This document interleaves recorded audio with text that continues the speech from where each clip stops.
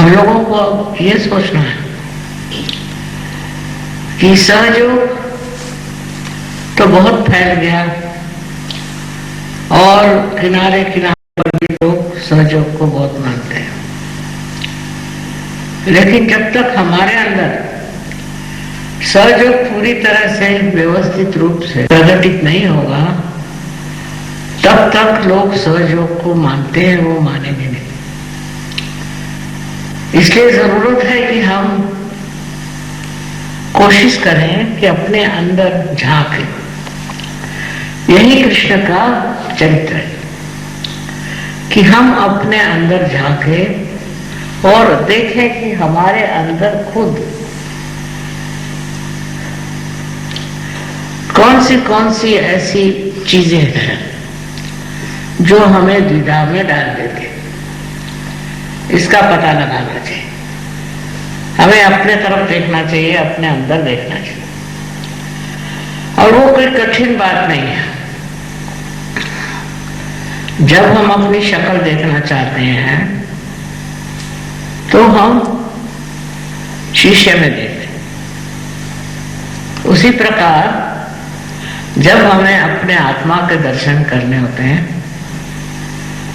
तो हमें देखना चाहिए हमारे अंदर वो कैसा देखा जाता है। बहुत से सहयोगी ने कहा कि माँ, ये कैसे देखा जाएगा कि हमारे अंदर क्या है और हम कैसे।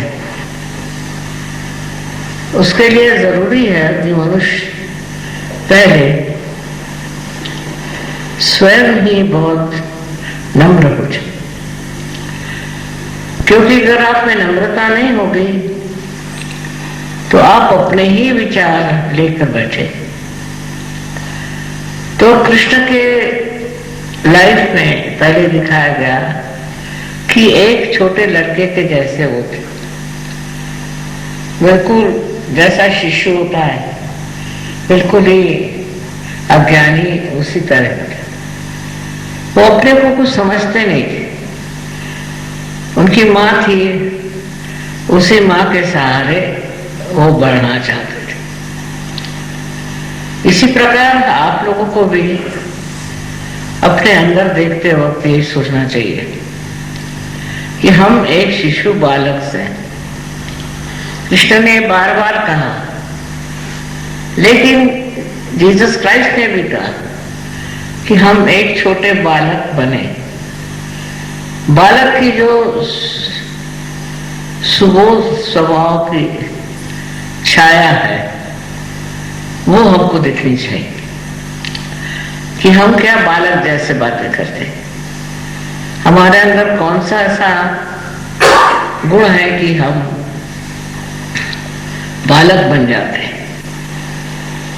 अब बालक है ना अबोधिता, भोलापन, और वो भोलेपन से हमको अपने तरफ देखना है और उसी से अपने को ढकना है।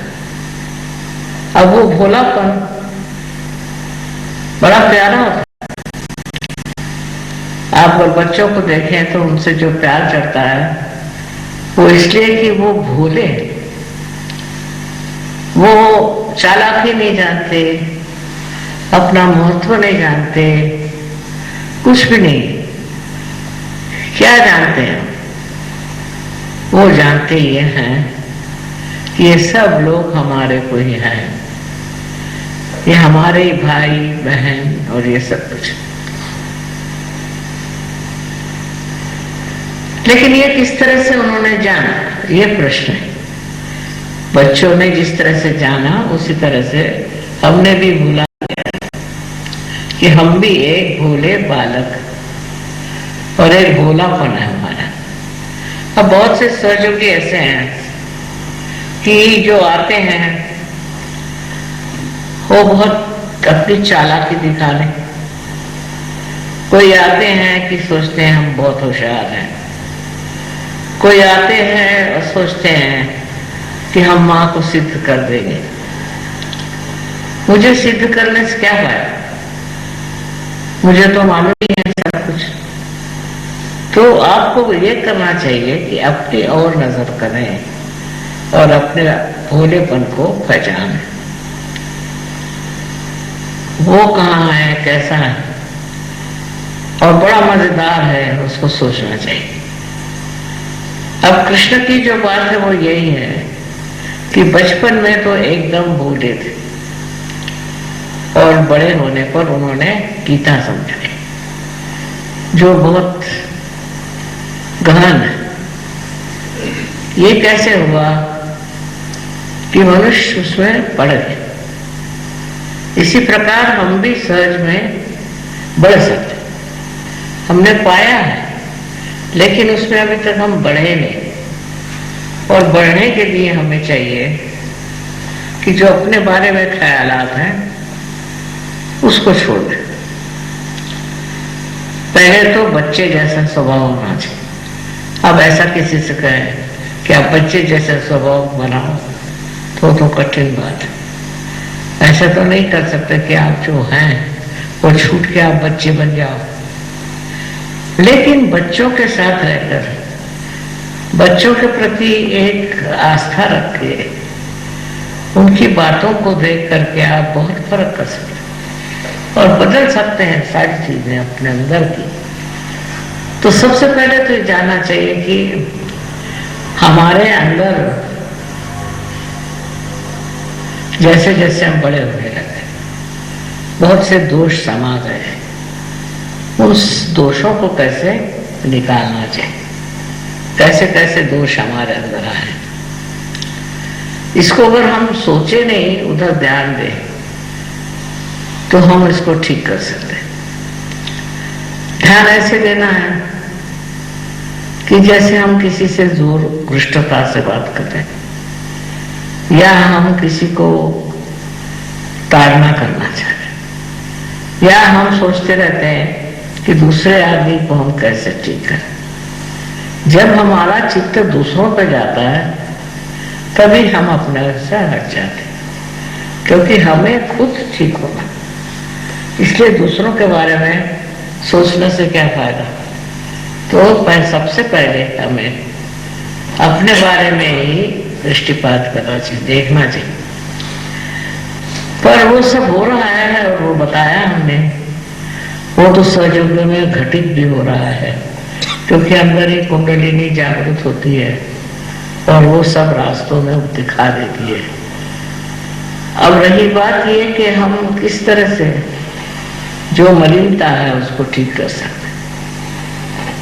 पहली तो बात यह है कि दूसरों के दोष देखने की जो हमारी दृष्टि है उसको बदलते हैं, क्योंकि वही दोष हमारे अंदर भी है।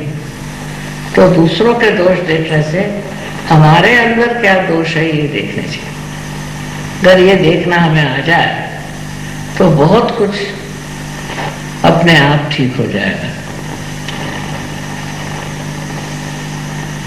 कोई साधु संतों का क्या है कि वो अपने अंदर के ही दोष देखते हैं और अपने ही को सोचते हैं कि ये ऐसे क्यों हो गए, हम ऐसी कड़ी बात हम क्यों कहते हैं, ऐसी झूठी बात क्यों कहते हैं। तो ये अपने को देखने का एक प्रवाह है। ज्यादातर हम उसको मानते नहीं और उस प्रवाह में बैठते नहीं, हम अपने को उससे अलग समझते हैं। पर ऐसी बात नहीं है। अगर हम समझ लें कि हमारे अंदर जो ये प्रवाह है जो हमें ऐसे रास्ते पर ले जाता है कि जहां हम अपने को नहीं पहचान सकते, तो फिर आदमी अंदर की तरफ मुड़ सकता है। अब कहने से कि तुम अंदर की तरफ जाओ, ध्यान करो, अपने अंदर की बहुत सी बातें निकालो, सब कहने को तो कह देंगे, लेकिन उससे नहीं होगा। इसीलिए ध्यान करना, प्रयत्नशील रहना चाहिए। और हमारे पास ऐसे साधन हैं जैसे कृष्ण का ध्यान करना। कृष्ण के ध्यान से हमारे अंदर की सफाई हो जाती है। पर हम उल्टे हैं, तो कृष्ण के ध्यान में हम देखते हैं कि हम दूसरों के दोष देखते हैं। जब हम कृष्ण का दोष देखते हैं तो हमें दिखाई देता, पर हमें अपना दोष नहीं दिखाई देता। ये हमारे साथ बहुत जाती है कि हम अपने दोष नहीं देख सकते, कृष्ण के दोष तब देख लेंगे। बहुत से लोग मैंने देखा, किताबें लिखी उन्होंने कि कृष्ण में क्या क्या दोष थे, क्या गलत काम किए, उनको कैसे रहना चाहिए, लेकिन अपने बारे में वो नहीं जानते। लेकिन जब अपने बारे में भी सोचते हैं और जब देखा जाता है तो कभी भी ये दृष्टि नहीं होती कि भाई हमारे अंदर ये दोष है और ये चला जाना चाहिए, तो हम दूसरों के दोषों पे अटक जाते हैं। यही हमको करना है कि अपने अंदर क्या दोष है उसे देखा जाए।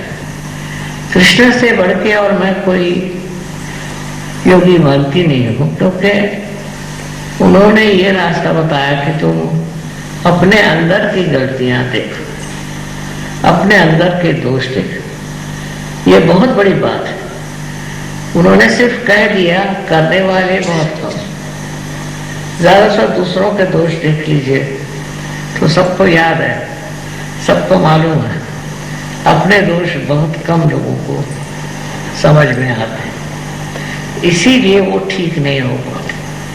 अपने दोषों से परिचित होना चाहिए और हंसना चाहिए अपने ऊपर कि देखो हम क्या दोष कर रहे हैं, हमारे अंदर क्या दोष है। ये हमें सोचना चाहिए, बजाय इसके कि हम शांत रस जरा। तो होता क्या है कि चित्त हमारे ऊपर नहीं रहता, दूसरों के दोषों पर जाता है और उससे वो विचलित हो जाते हैं हम लोग और समझ नहीं पाते कि अरे ये तो हमारे ही दोष थे, हम क्यों दूसरों के दोष देख रहे थे। उससे क्या उनके दोष हो सके, हमारे दोष ठीक हो जाएंगे? बिल्कुल नहीं हो सकते। धीरे धीरे ये बात समझ में जब आ जाएगी तो मनुष्य जो है वो दूसरों के दोषों पे लक्षित नहीं हो, अपने ही दोषों को देख करके हैरान होगा कि हमने कितने सारे ये राक्षस पाल रखे अपने अंदर, हमारे मन के अंदर, और कितनी गंदी गंदी बातें हम सोचते रहे। जब ये सफाई होना शुरू होती है तो मनुष्य एक तरह से विशेष रूप धारण करता है, और वो रूप ये है कि उसके अंदर शक्तियां आ जाती और उस शक्ति से वो अनेक कार्य कर सकता है। इसलिए नहीं कि उसका अहंकार बढ़े, पर इसलिए कि उससे सफाई हो गई। अगर उससे न सफाई हो गई तो अपने सफाई का तो काम है, तो दोष देखने से हम अपनी सफाई करते हैं और उन दोषों को छोड़ देते हैं। पर अब ये कैसे हो, क्योंकि दोष तो देखना मुश्किल नहीं, लेकिन उससे छूटना मुश्किल। इसलिए उसका देखना जो है सूक्ष्म होना चाहिए और बारीक होना चाहिए और उस तरफ नजर जानी चाहिए। उससे बहुत कुछ सफाई हो सकती है। आज का जो पर्व है इसमें श्री कृष्ण का जो संदेश है वो ये है कि आप अपने अंदर झांको और देखो। ये श्री कृष्ण ने कहा है, पर वो करना लोगों को मुश्किल लगता है, वो होता नहीं, घटित नहीं होता। उसकी क्या वजह है, क्यों हम अपने को नहीं देख पाते? बीच में पर्दा क्या? पर्दा यही सब अहंकार आदि जो दुर्गुण है वो खड़े हो जाते और उन दोषों को हम देख नहीं पाते जिनको देखना चाहिए। ये बहुत जरूरी चीज। आपने आज की पूजा रखी, मैं बहुत बड़ी खुश हो गई कि कृष्ण की पूजा हो जाएगी। तो अंदर से बहुत से लोग साफ हो जाए, क्योंकि ये कृष्ण का कार्य है, ये कृष्ण का कार्य है, वो खुद ही इसे करेंगे। पर आप उधर रुचि दिखाए, उधर झुकाव दिखाइए कि आप चाहते हैं कि आपकी पूरी तरह से सफाई हो जाए। आप जानते नहीं हैं कि कितना गहन ये तो हमारे यहाँ का प्रश्न है। इस प्रश्न को ठीक करने के लिए बड़ी मेहनत करनी पड़ी। लोग पहले कसरत करते थे, गुरु के आदेश सुनते, बहुत कुछ करते थे बेचारे, पर गहनता नहीं आती थी।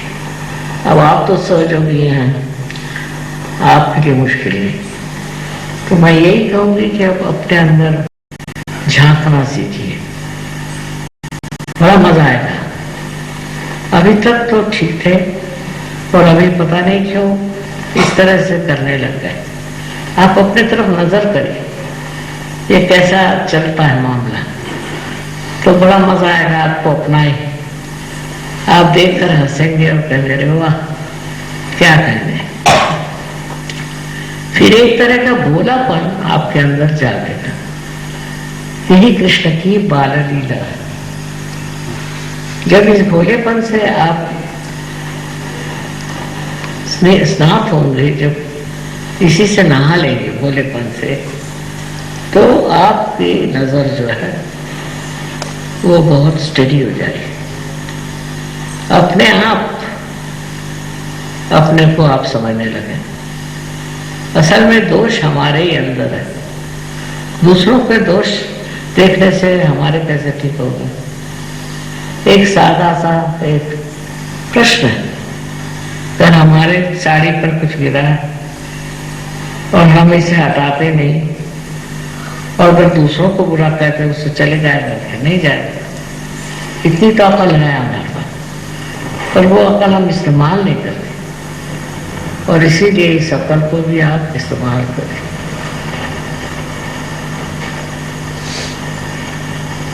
किसी को समझ में बात नहीं आई हो तो आप प्रश्न पूछ सकते हैं। मराठी का विचार चालेल।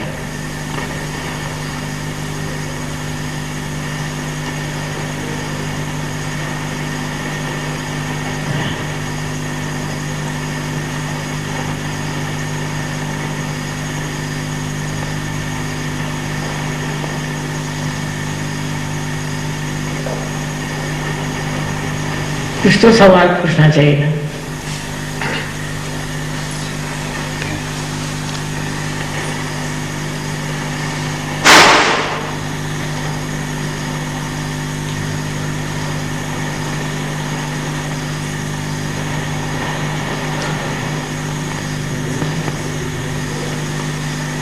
चित्त अंदर जा रहा है।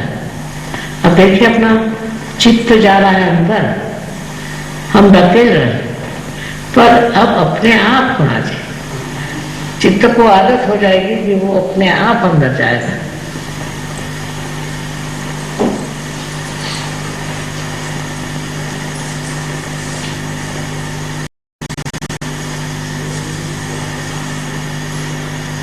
मैं जानती हूँ आप लोगों के खुद प्रश्न हैं, अपने लोगों को खुद उलझने हैं, इसमें कोई शक नहीं। लेकिन वो बहुत सूत्र है, उसका कोई अर्थ नहीं लगता। उससे ऊपर उठने की बात होती है हमेशा, पर लोग कहते हैं वहां कैसे उठा जाए। ध्यान से। ध्यान में क्या, आप अपने ही ऊपर ध्यान करना, अपने ही को देखना है कि आपका दिमाग कहाँ चल रहा है, आप कहाँ घूम रहे हैं। धीरे धीरे आपकी सफाई हो जाएगी। आज का दिन वैसे बड़ा महत्वपूर्ण है कि कृष्ण का अवतार जो है, इसने बहुत हमारी सफाई की है और बड़ी मदद कर दी है। उनके आने से बहुत फर्क हो गया, और कुंडलिनी के जागरण भी मैं देखती हूँ कि कृष्ण के आशीर्वाद से बहुत सुंदर चल रहा है। आप लोग जरा अपनी तरफ ध्यान दें। एक तो अपने से नाराज नहीं होना, और दूसरों से नाराज नहीं हो। बड़ा आनंद है, यही कृष्ण की पूजा है।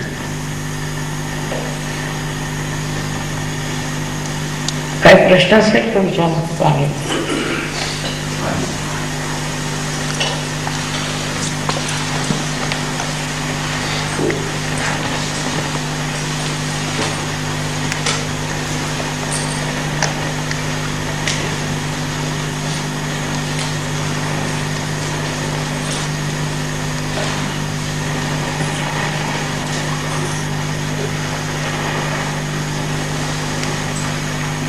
विचारायला पाहिजे प्रश्न.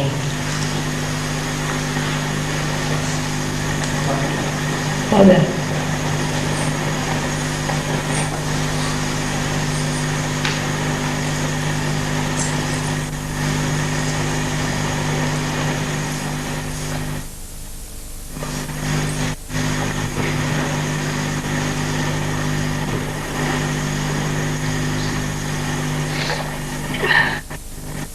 काय म्हणे?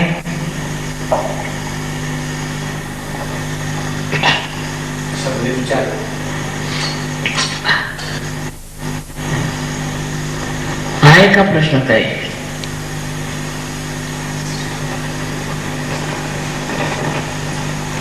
ध्यानामध्ये निर्विचारता कशी आहे?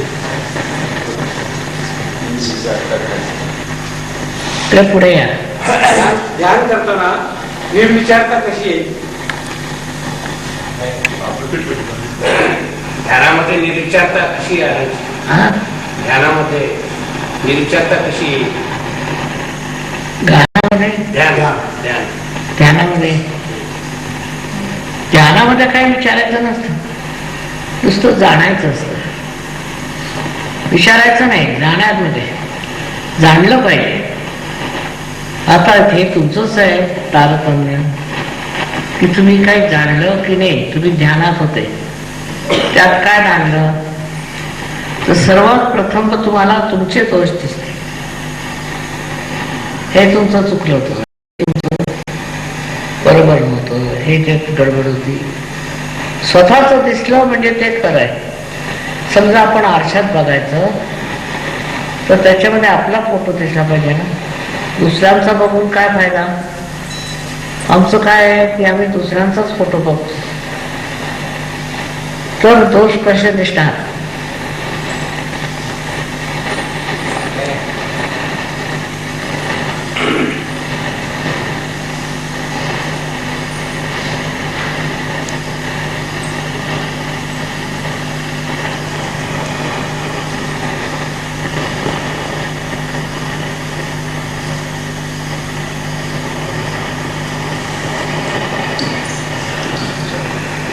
अगरूंपासून ज्या बाधा येतात तर त्यांच्यापासून आपलं संरक्षण स्वतःच कसं करायचं?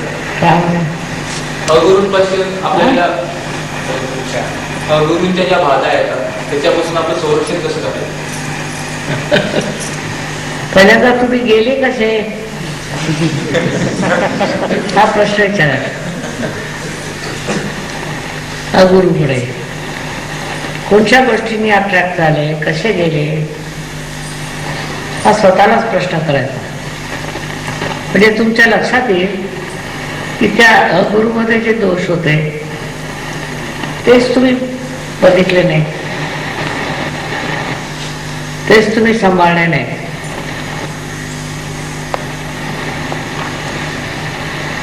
अगुरूंवर मी एक लेक्चर दिलेलं आहे, त्याच्यात मी सांगितलेलं आहे की हे लोक काय काय प्रकार करतात आणि कशाने लोकांना बुरं घालतात. इसका मतलब ये है कि इनका ये धंधा, आप लोगों को फंसाने का ये धंधा है. तरह तरह के धंधे होते हैं, उसमें से एक गुरु का भी है धंधा कि हम आपको फंसा लेते हैं और आप फंस जाते हैं.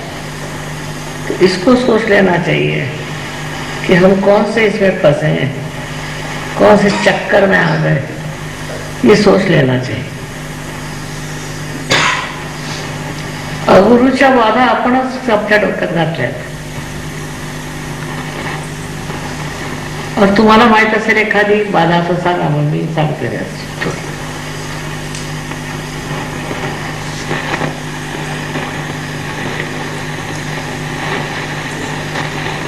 हो ना. कैसा टाका हाँ कैसे काय बोले.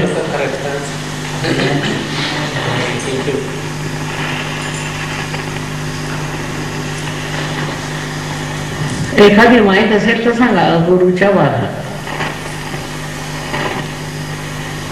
काय करतात. पहले तो वो आपकी जेब देखते हैं, है ना. जैसे उन्होंने आपकी जेब देखना शुरू करी तो आपको समझना चाहिए कि चक्कर कुछ और है. पर ये तो बहुत मोटी बात है. सरल बात यह है कि आपको देते क्या. बहुत से कोई चक्कर में नहीं डालना चाहते पर अपना महत्व करना चाहते और इसलिए गुरु बन जाते हैं. असं असतं स्वतःचं महत्व. तो ये देखना चाहिए. इसका मतलब आपको क्रिटिकल होना चाहिए इस मामले में, तो उससे छूट जाएगा. लेकिन ज्यादातर लोग उन्हीं की बाधाएं नहीं लेते. उनका अहंकार, उनका गुस्सा, उनकी तबीयत, बहुत सी बातें आप गुरु से की ले लेते हैं. फिर ऐसे गुरु जब बीमार पड़ते हैं तो उसकी छाया आपके अंदर भी दिखाई देती है.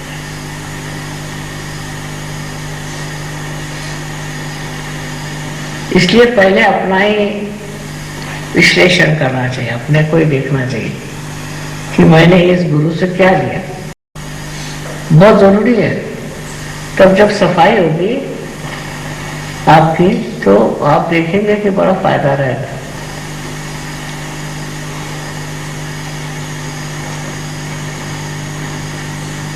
आप गुरु के पास गए क्यों?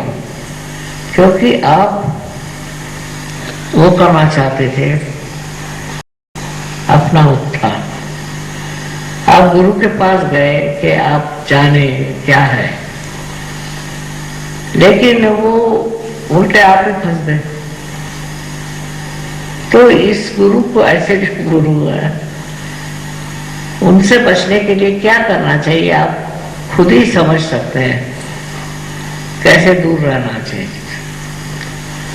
मैं बहुत सारे ऐसे गुरुओं के पास गई देखने के लिए कि ये करते क्या है, किस चीज से लुभाते हैं लोगों को, किस चीज में फंसाते हैं. तो मैंने देखा कि पहले तो ये लोग आप ही की कमजोरियां देखते हैं कि आप में क्या कमजोरी है, और ये नहीं होगा तो आपके अंदर कोई बाधा डाल देंगे. अब बाधा हर तरह की होती है. अब इस बाधा में देखना चाहिए कि आपके अंदर कौन सी बाधा इन्होंने डाली है कि आप बाहर नहीं निकल सकते. तो सबसे बड़ी तो बाधा डालते हैं भय, कि आप अगर हमें छोड़ोगे तो तुम्हारा ये होगा, आप छोड़ने से वो होगा. इस तरह का भय आ जाता है. और उस भय में कोई जान नहीं होती, पर वो डराते रहता है. पहले तो ऐसा कर तो भय आए तो उसको कहना चाहिए छाप लाने दीजिए, हमें पता है. इसी भय से मनुष्य गुरुओं के चक्कर में घूमते ही रहते. उसके लिए कृष्ण है, वो सबका भय निकाल देते हैं.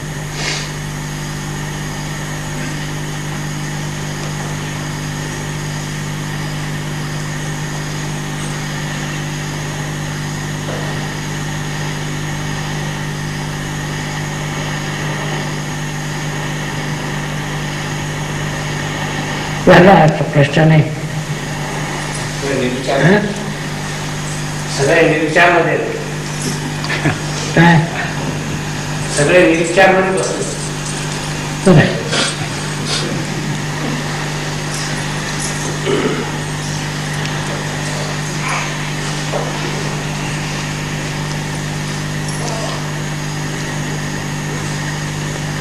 कह रहे हैं कि सब लोग विचार में बैठे, हमें तो विचार से परे जाना है।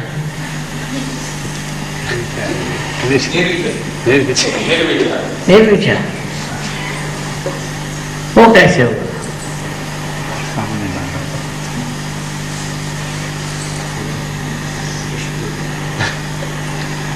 क्या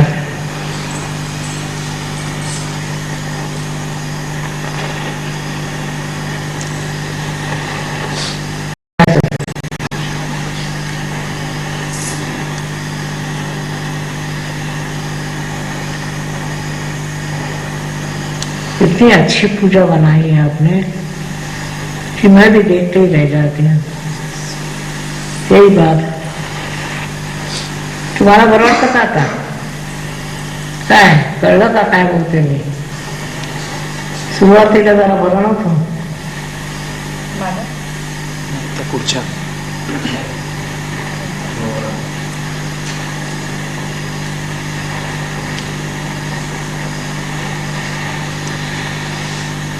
हा आता बरं आहे. वातावरण कसं आहे? शांत, आणखी प्रेमळ.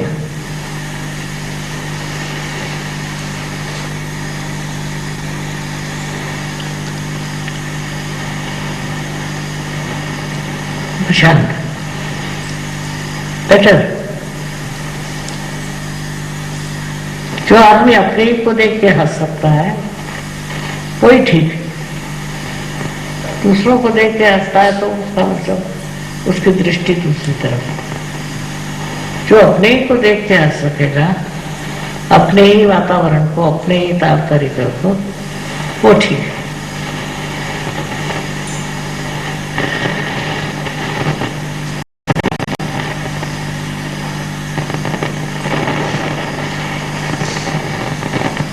बेटा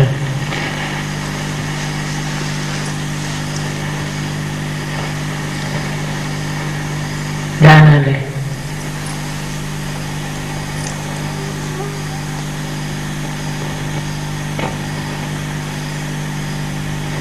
आनंद आले.